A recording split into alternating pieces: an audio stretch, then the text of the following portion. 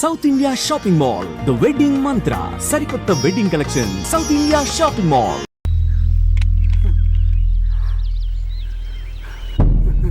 ₹1,00,000 సంపాదించడానికి ఎన్ని రోజులు పడుతుంది? అడిగిన దానికి సూటిగా సమాధానం చెప్పు. ₹1,00,000 సంపాదించడానికి ఎన్ని రోజులు పడుతుంది? చెప్పురా ద్రోహి. అదే ఒక విప్లవకారుని తయారు చేయడానికి ఎన్ని రోజులు పడుతుంది తెలుసా? చెప్పురా. ఒక సూర్యగోళాన్ని సృష్టించినంత కష్టంరా. అలాంటి వాడిని ఒక 5,000 అమ్మేస్తావు కదరా.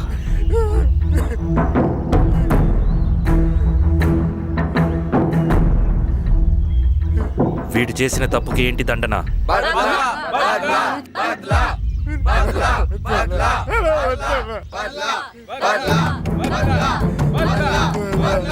నీలాగా డబ్బుకు కకృతిపడి విప్లవకారుల్ని బలిపెట్టే ప్రతి ఒక్కొక్కడికి నీ చావుకు గుణపాఠం కావాలి.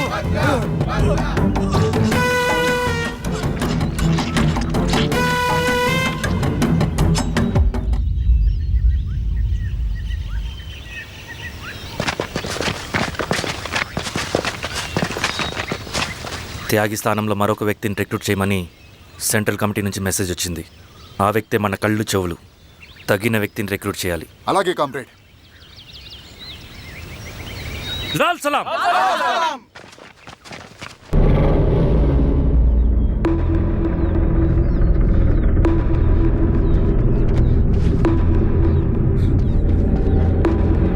సార్ సార్ సార్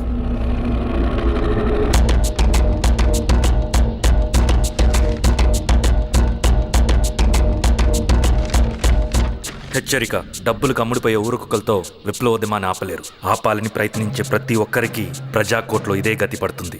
ఇట్లు సింగన్న దళం.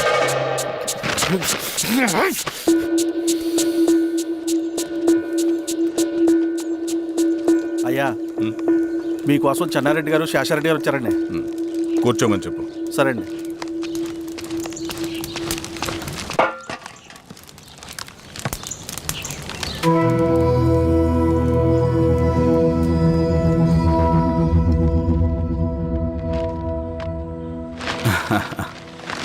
కూర్చోండి బాబాయ్.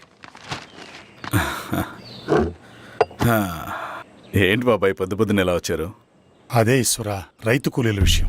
అవును బాబాయ్, ఈ విషయం పెద్దది కాకుండానే ఇక్కడే తుంచేయాలి. ఊళ్ళో అందరి సమస్య అదే ఈశ్వర. వాళ్ళు సరిగ్గా సమయం చూసి కూలీ రేట్లు పెంచమంటున్నారు. ఒక 5-10 అయితే మనకు పెద్దగా బాధ ఉండేది కాదు. ఏకంగా ₹50 పెంచమంటున్నారు. ఇక మనకు మిగిలేదేంటన్నా?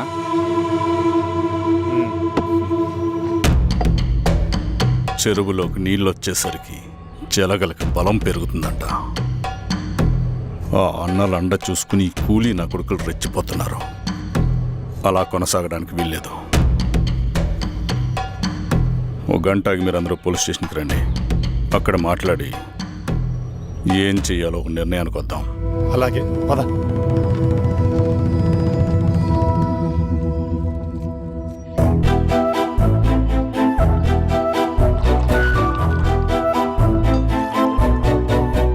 బాబు సార్, స్టేషన్కి ఓ 10 టీలు త్వరగా పంపించు.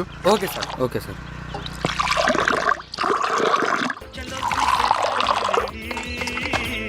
రెడ్డి గారు, బయట ఊరు నుంచి కూలి వాళ్ళని తీసుకొస్తే ఇక్కడ ఊరోళ్ళు ఊరుకుంటారా? గొడవలకు వస్తారండి.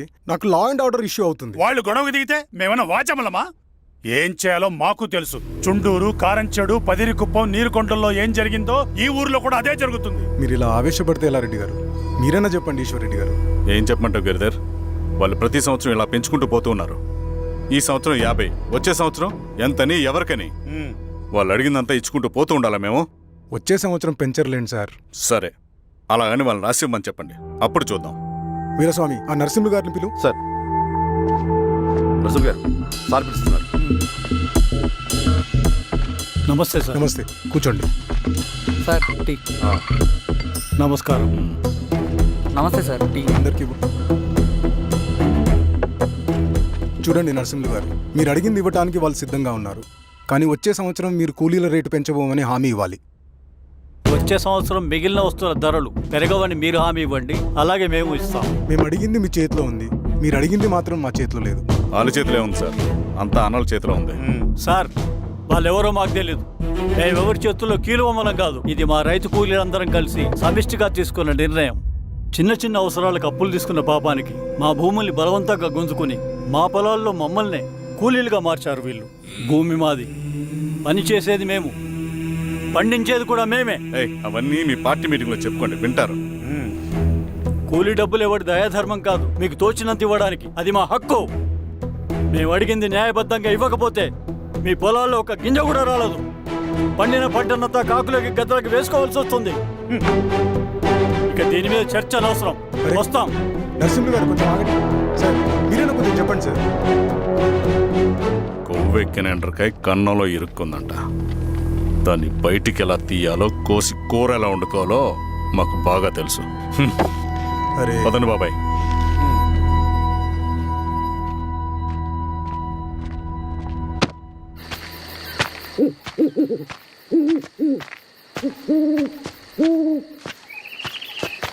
లాల్ సలాం కామ్రేడ్. లాల్ సలాం. ఇంత పొద్దున లేచారంటన్నా? విప్లవకారుల జీవితాలు ఇంతే కదా రవి. 15 ఏళ్ళుగా ఇదే జీవితమే కదా బతుకుతున్నాను. ఎటువైపు నుంచి ఎవడొచ్చి అటాక్ చేస్తాడో తెలీదు. పరిగెడుతూనే ఉండాలి. ఈ అడవిలో కడుపు నిండా తిండి, కంటి నిండా నిద్ర కూడా ఉండదు. ఒక్కొక్కసారి తాగడానికి చుక్క నీరు కూడా దొరకదు. 2 పుస్తకాలు, ఒక కిట్ బ్యాగ్, అందులో 2 జతలు, ఒకటి ఒంటి మీద, ఇంకోటి దండం మీద. ఇవే మనకున్న ఆస్తి. ఒక్కొక్కసారి ఇవి కూడా ఉండవు. బార్డర్లో సైనికుడు లాంటి వాడే, అడవిలో విప్లవకారుడు కూడా. ఇదంతా జనం కోసం, వాళ్ళ బతుకుల్లో వెలుగు కోసం. సరే, ఏం సమాచారం? కూలీ రేట్లు పెంచే విషయంలో భూస్వాములు చాలా పట్టుదలగా ఉన్నారన్న. కానీ మన నరసింహులు అన్న ఒప్పుకోలేదు. మీటింగ్ అయ్యాక వెళ్తూ కోపంగా ఏదో మాట్లాడారన్న. నాకెందుకు అనుమానంగా ఉంది. కీడి తలపడితే ఎక్కువ నష్టం వాళ్ళకే రవి. కానీ మధ్యలో రైతు కూలీల పరిస్థితి ఏమైపోతుందని ఆందోళనగా ఉందన్న. చదరంగంలో నిలబడ్డాక చావుకి వెరవకూడదు రవి. ఇన్నాళ్ళు వాళ్ళు ఇచ్చిన పావలాకి 10 పైసలకి కూలి చేశారు. వాళ్ళ జీవితాలు బాగుపడాలంటే మనమెత్తిన పిడికిని దించకూడదు. సరే అన్న. స్వామి, ఎలా ఉన్నారు ఊళ్ళో అందరూ? అందరూ బాగున్నారమ్మా. కోతలు కొయ్యలేదేంటి? ఊళ్ళో కూలి రేట్ల కోసం గొడవ నడుస్తూనే ఉందమ్మా. అడిగినంత ఇవ్వాల్సిందేనని కూలీలు, నచ్చినంత ఇస్తామని రైతులు. ఎవరు రేటు తేగట్లేదమ్మా. ఈ ఇష్యూలో అన్నలు ఇన్వాల్వ్ అయ్యారా? వాళ్ళు వెనక లేకుంటే ఈ కూలి చేసుకునే వాళ్ళకి ఎక్కడి నుంచి వచ్చినాయి అమ్మా ఎన్ని గుండ్లు? ఇచ్చింది పుచ్చుకుంటమే తప్ప ఏనాడన్నా ఇంత కావాలని అడిగారు వీళ్ళు. పోనీలే, ఇన్నాళ్ళకైనా వాళ్ళకేం కావాలో నోరు తెరిచి అడగగలుగుతున్నారు. సంతోషమేగా. తీసుకుని ఇక మీదటైనా జాగ్రత్తగా ఉంటుంది.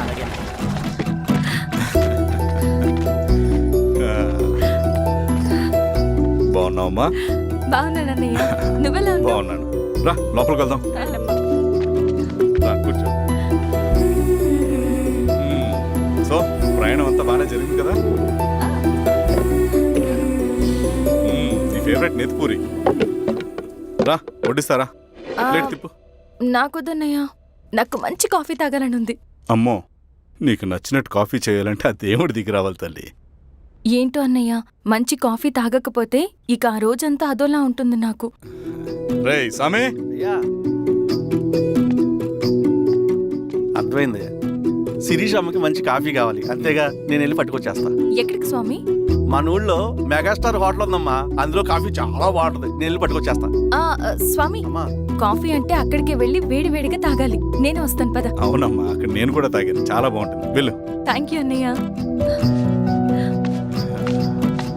ఆడుతూ పాడుతూ పని చేస్తాం.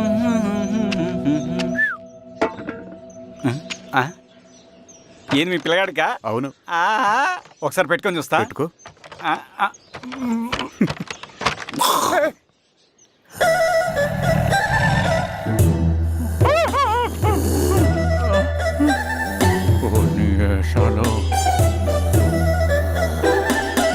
బట్టలుంటే చూడండి, బట్టలు లేకుంటే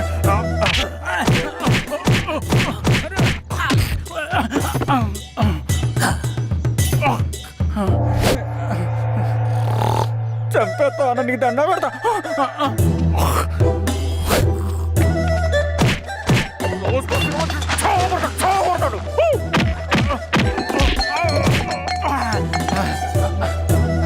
నేనన్నా పొట్టుని ఏందన్నా నన్ను చంపుతాయండి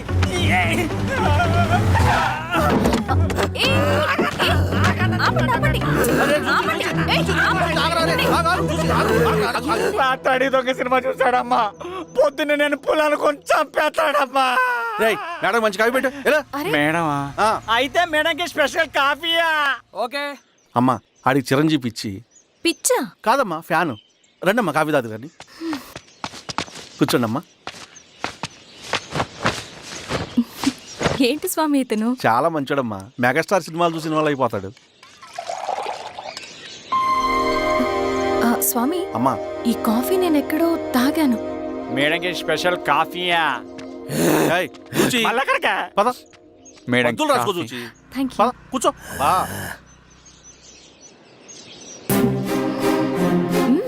కాఫీ బాగుంది. ఎవరు చేశారు? మా రవణ పెట్టాడమ్మా. రవి? ఎవరు రమ్మను? రవణ మేడం పిలుస్తున్నారు.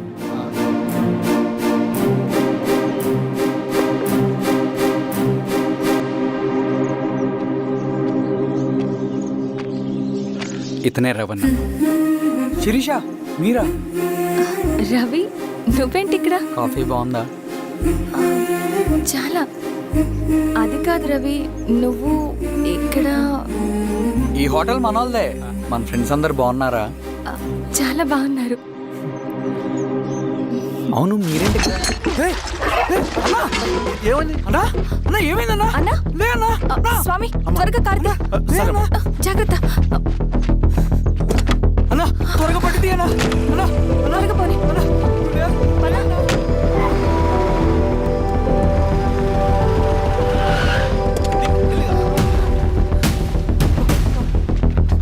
డాక్టర్ ఏమైంది? డాక్టర్ త్వరగా చూడండి డాక్టర్. లోపల తీసుకురండి.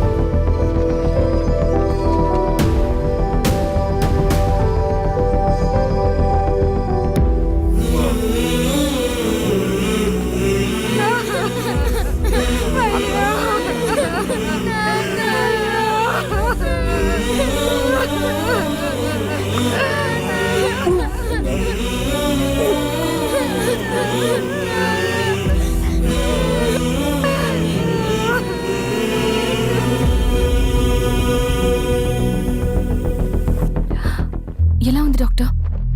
డాక్టర్ చనిపోయాడమ్మా.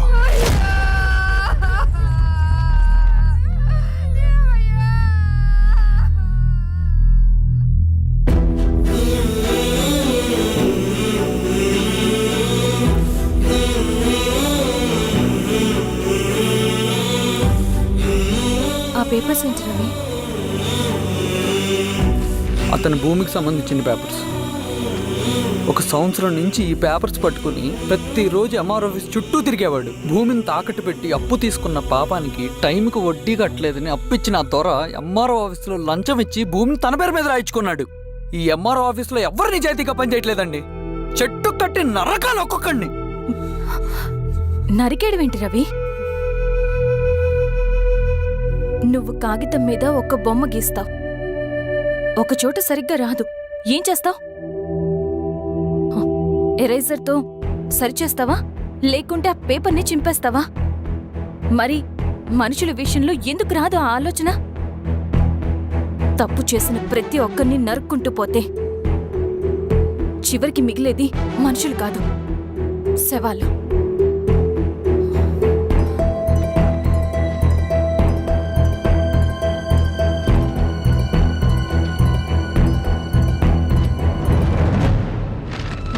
పదరవి రా.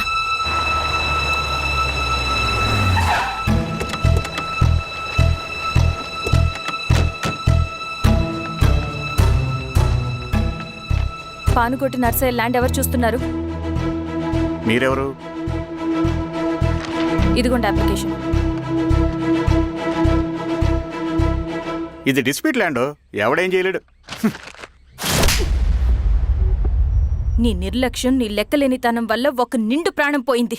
ఒక కుటుంబమే రోడ్డు మీద పడింది తెలుసా? ఏంటమ్మా గొడవ?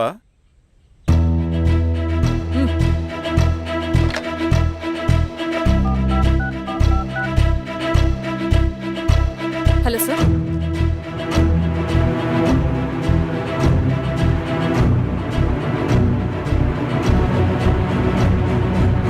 Okay sir. You are dismissed. Peon, నేను ఒక పేపర్ ఇస్తాను, అది కలెక్టర్ గారికి ఫ్యాక్స్ చేయి. అలాగే మేడం. ఎవరమ్మా మీరు? ఈ ఊరికి కొత్తగా వచ్చిన ఎంఆర్ఓ.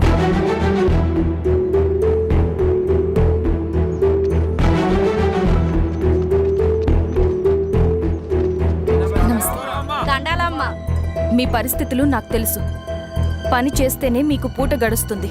పనులు మానుకుని మీరు ఈ ఆఫీస్ చుట్టూ తిరగాల్సిన అవసరం లేదు. మరి ఎట్టాగమ్మా? నేనే మీ ఊరొస్తాను. ఆ రోజు అరగంట వీలు చూసుకుంటే చాలు, మీ పని పూర్తయిపోతుంది. దండాలమ్మా.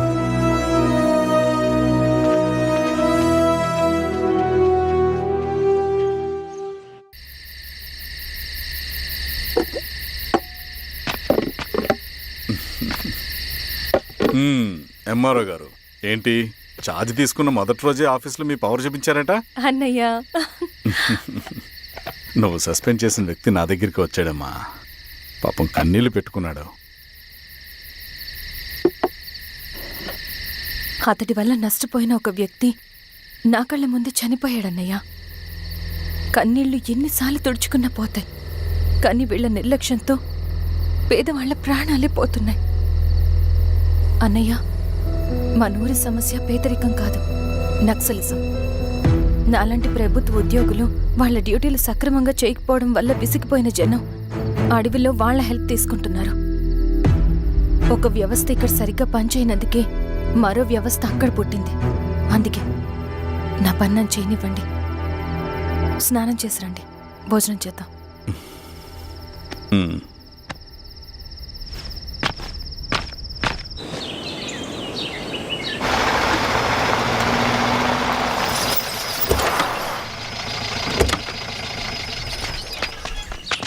నమస్కారం అమ్మా.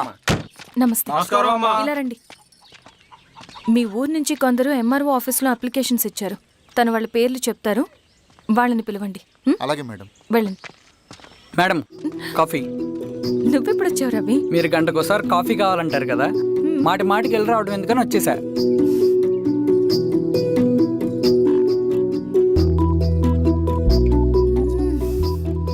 రవి, ఈ కాఫీ కోసమైనా నేను పెళ్లి చేసుకోవచ్చు. అదేంటి అలా అనేసారు? That's a compliment. భలే వారండి బాబు.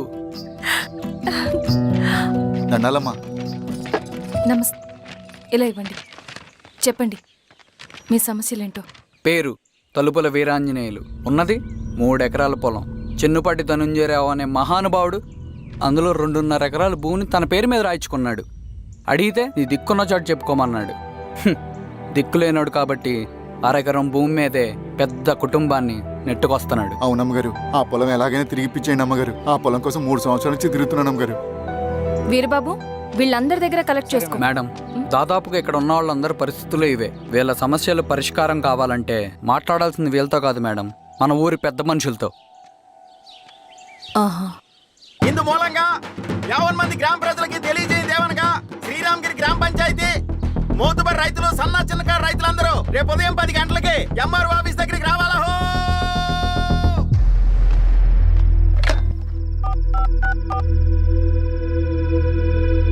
హలో, ఎవరు? నమస్తే బాబాయ్, నేను ఈశ్వర్ రెడ్డి. ఎలా ఉన్నావు? బాగున్నా. చెప్పు బాబాయ్, శిరీష్ ఎంఆర్ ఆఫీస్లో భూ సమస్యల గురించి రేపు మీటింగ్ ఏర్పాటు చేసింది. ఈ విషయం మన వాళ్ళంతా ఎలా తీసుకుంటారో అర్థం కావట్లేదు. అందుకనే మీకు ఫోన్ చేశాను. శిరీష్ చెప్పింది చేయండి, అదే మనకు కలిసి వస్తుంది. సరే బాబాయ్, ఉంటాను.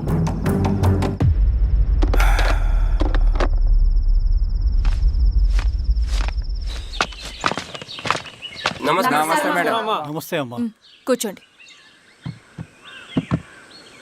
పొలాల్లో పండిన పంట కోతకొచ్చినా ఈ రోజుకి ఒక్క గింజ కూడా తెగకుండా పక్షులకు, పందికొక్కలకు ఆహారంగా పోతుందంటే దానికి కారణం ఇది. ఈ ఊరికి పట్టిన దౌర్భాగ్యం మీరు చేసిన అక్రమాల చిట్టా. కడుపు మంటతో ఉన్నవాళ్లు మీరు చెప్పిన కూలీకొచ్చి ఎందుకు పనిచేస్తారు? దౌర్జన్యాలు చేసి దిక్కున్న చోట చెప్పుకోమన్నారు. ఇప్పుడు అడవే వాళ్ళకి దిక్కైంది. అది ఎవరి తప్పు? మొత్తం 100 ఎకరాల పైచిలుకు భూమి వాళ్ళ దగ్గర దౌర్జన్యంగా లాక్కుని ఇన్ని సంవత్సరాలుగా మీరు అనుభవిస్తూ ఉన్నది మీ అంతట మీరుగా తిరిగిచ్చేస్తారా లేదా చట్టం ఎలా పనిచేస్తుందో మీకు చేసి చూపించమంటారా? అలా చేయండి మేడం. నువ్వు ఆగవే నరసింహులు. ఏం చేయాలో మా ఎంఆర్ఓ గారికి బాగా తెలుసు. అట్టా కానివ్వండి అమ్మా. ఇస్తే మీ పొలాలు ఇవ్వండి, మా వివం. మీ పేరేంటి? సామిరెడ్డి. రూల్స్ ప్రకారం వెళ్తే మీ మొత్తం పొలం పోతుంది. కూర్చోండి. సామరెడ్డి కూర్చో.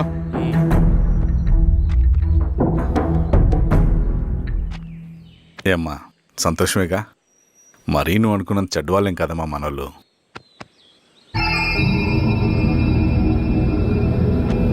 పదనాన్న. నమస్తే. పెద్ద ఆయన చెప్పాడు, అంతా మన మంచికే. పోను పోను నీకే అర్థం అవుతుంది. ఎన్నాళ్ళకి మీకు మంచి జరుగుతుంది. సెంట్రల్ కమిటీ నుంచి కొత్త ఆర్డినెన్స్ వచ్చాయి.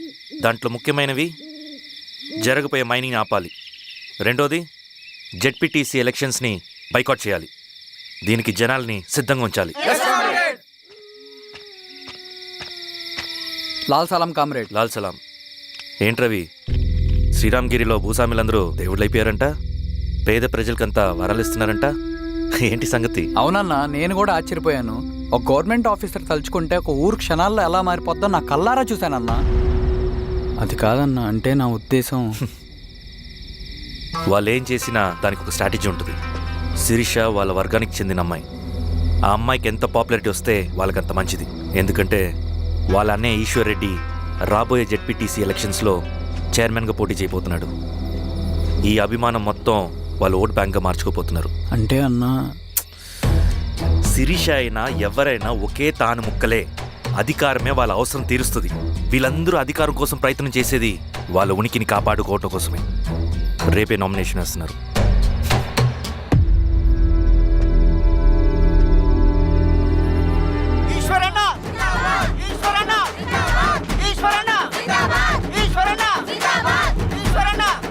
గారు మీ సపోర్ట్ మాకు కావాలి. స్వామి, అయ్యా మీ అన్నయ్య గారు ఎలక్షన్లు పడుతున్నారమ్మా. అవును. అయితే మా ఓట్లని మీ అన్నయ్య గారికేనమ్మా. వాళ్ళు ఏం చేసినా దానికి ఒక స్ట్రాటజీ ఉంటుంది.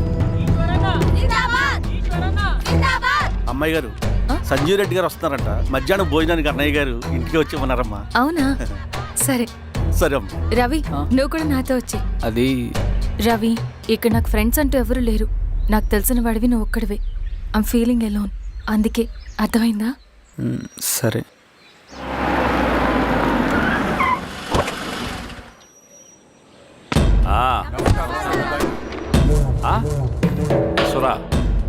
బాగున్నావా? నమస్తే చెన్నారెడ్డి. నమస్తే. బాగున్నారమ్మా? సుబ్బారెడ్డి, పదండి. ఊళ్ళో మనోళ్ళంతా బాగున్నారు కదా ఈశ్వరా? అంతా బాగున్నారు బాబాయ్. సంతోషం. ఈసారి మళ్ళీ మనం ఏకగ్రీవం అవ్వాలి రెడ్డి. మనకు పోటీ లేదు, మనదే విజయం. సంతోషం. కూర్చోండి.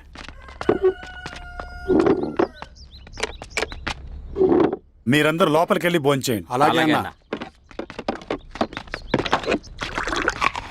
ఆ రైతు కూలి సమస్యలు ఎంతవరకు వచ్చినాయి? మాట్లాడుతున్నాం బాబాయ్, దాని గురించి మీరేం వరి అవ్వట్లేదు. బాబాయ్, నమస్కారం. రండి రండి. ఎంఆర్ఓ శిరీషారెడ్డి గారు. శిరీష రెడ్డా? శిరీష అనే పిలవచ్చుగా. అమ్మమ్మ, పులికి పంచాలాగా, సింహానికి చూలాగా అది మన ఐడెంటిటీ. అదంతా ఉండాలి. సరే బాబాయ్, నేను ఫ్రెష్ అయ్యేస్తాను, మీరు కానివ్వండి. అయినా ఈ కాలం చదువుకున్న ఆడపిల్లలతో మాట్లాడటం చాలా కష్టం. చుట్టుపక్కల శిరీషుకున్న ఇమేజ్ మనకి చాలా మంచి అయింది ఈశ్వరా. నేను అడగకముందే పార్టీ హైకమాండ్ సర్వే చేయించి నీకే ఫేవర్గా ఉండడం వల్ల టికెట్ ఇచ్చింది.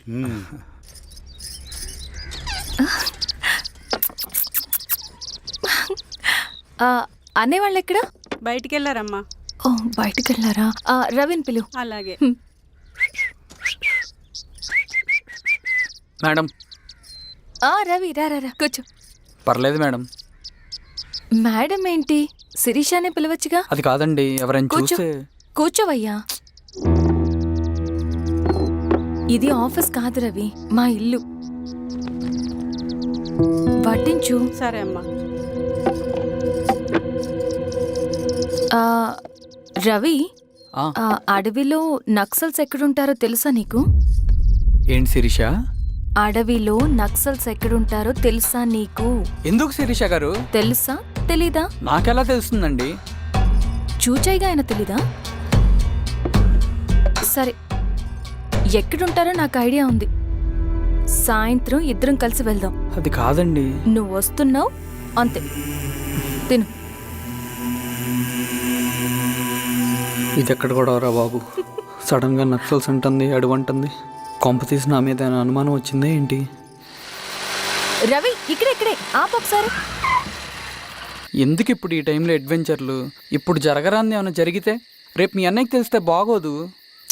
రవి చుట్టూ చూడు, పైన వెన్నెల, పక్కనే అడవి. అబ్బో, ఎంత బ్యూటిఫుల్ గా ఉందో. అవునా? అవునా ఏంటి? అసలు ఎప్పుడు చూసినా ఎందుకలా డల్ గా ఉంటున్నావు? కాలేజ్లో ఇలా ఉండేవాడివి కాదు కదా, ఏమైంది? అది ఒక్క నిమిషం. హలో మేడం, పేషెంట్కి అర్జెంటుగా ఏ పాజిటివ్ బ్లడ్ కావాలి మేడం. రవి, అర్జెంటుగా హాస్పిటల్కి పోని. ఏమైంది? పోనీ. రండి మేడం, ప్లీజ్ రండి. పోలీసులకి నక్సల్స్కి కాల్పులు జరిగాయి. ఆ కాల్పుల్లో గూడెం కుర్రాడు ప్రాణాపాయ స్థితిలో ఉన్నాడు. తన బ్లడ్ మీ బ్లడ్ సేమ్. ఆ బ్లడ్ గ్రూప్ మా హాస్పిటల్లో లేదు. అందుకే మీకు కాల్ చేశాను. ఓ అవునా? అవును మేడం. పదండి డాక్టర్. Thank you madam.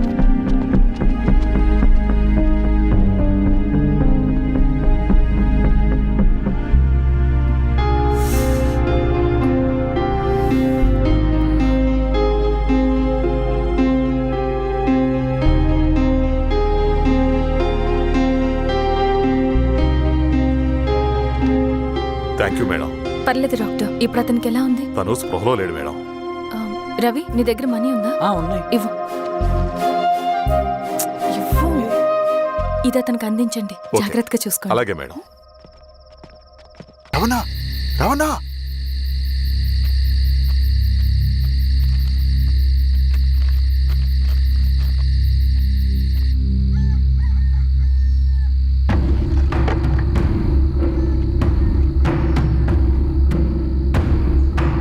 బాబాయ్, బాబాయ్. ఏంటి ఈ టైంలో వచ్చావు?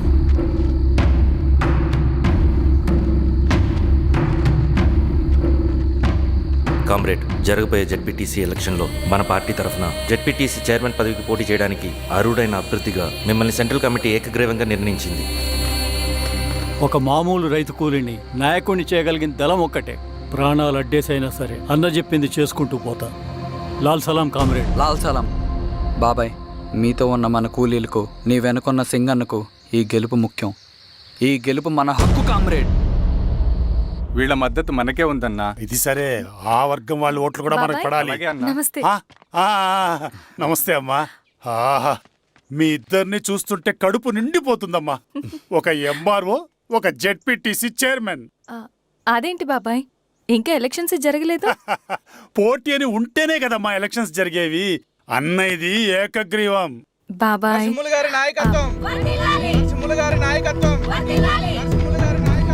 ఓ అయితే పోటీ ఉందన్నమాట.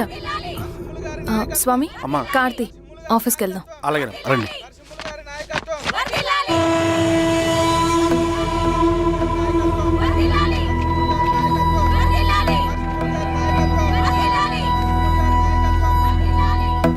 నమస్తే. మొన్నటి వరకు కూడా కూలీ రేట్ల విషయంలో కొంచెం ఆట విడుపుగా ఉందామని అనుకున్నాం. ఇప్పుడు ఆ అవసరం లేదు. ఎందుకంటే చట్టసభల్లో మీతో పాటు కూర్చునే అవకాశం మాకు వచ్చింది. అంబేద్కర్ కలలు ఇప్పుడు నిజమవుతాయి. పదండ్రా.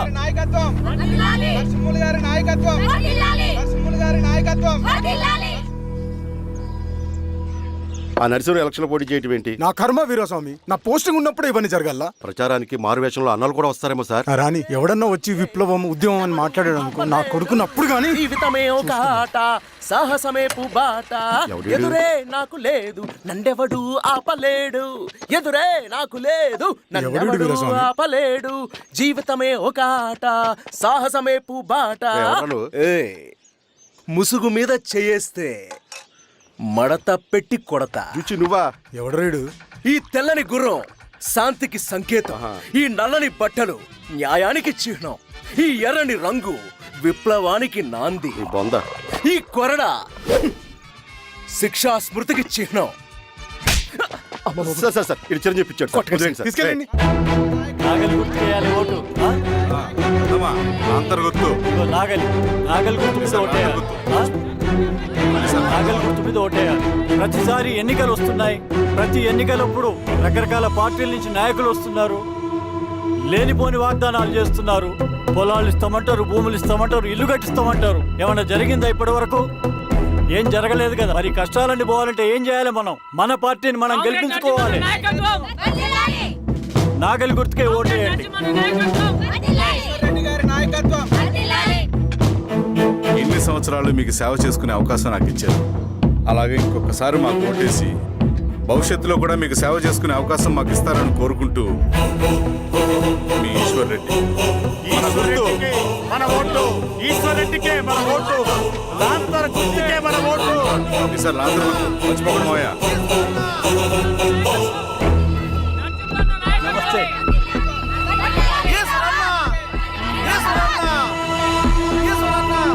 బాబాయ్, రండి.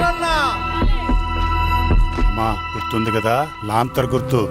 అలాగే కూలీ రేట్లు పెంచమంటే పెంచడం, ఎలక్షన్లో డబ్బులు మాత్రం పంచుతారు. ఏ మనుషులో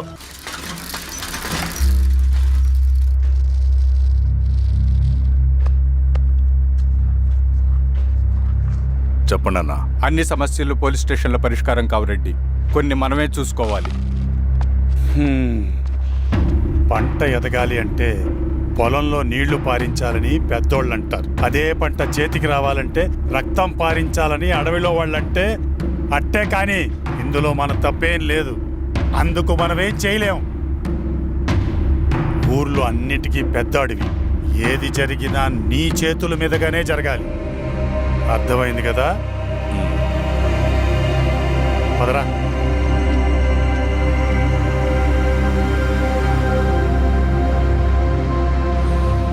బియ్యంలో రాళ్ళున్నాయి, ఏరేయాలి.